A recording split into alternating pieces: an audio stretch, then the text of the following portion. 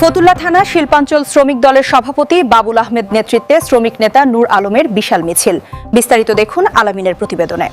ফতুল্লা থানা শিল্পাঞ্চল শ্রমিক দলের সভাপতি বাবুল আহমেদের নেতৃত্বে শ্রমিক নেতা নূর আলমের বিশাল মিছিল।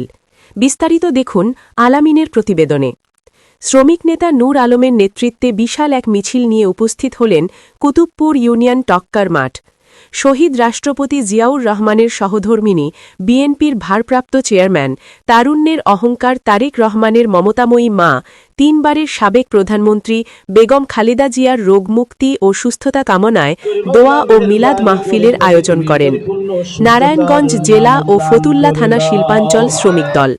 এ সময় নারায়ণগঞ্জ জেলা শ্রমিক দলের সভাপতি জনাব মোহাম্মদ মন্টু মেম্বারের নির্দেশনায় ও ফতুল্লা থানা শ্রমিক দলের সভাপতি বাবুল আহমেদের নেতৃত্বে বিশাল বড় মিছিল নিয়ে উপস্থিত হলেন বাংলাদেশ জাতীয়তাবাদী ফতুল্লা থানা শ্রমিক দলের যুগ্ম আহ্বায়ক নূর আলম।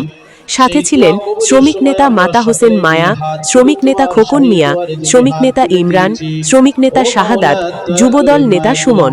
সকলের হাতখানাকে কবুল ও মঞ্জুর করে নাও।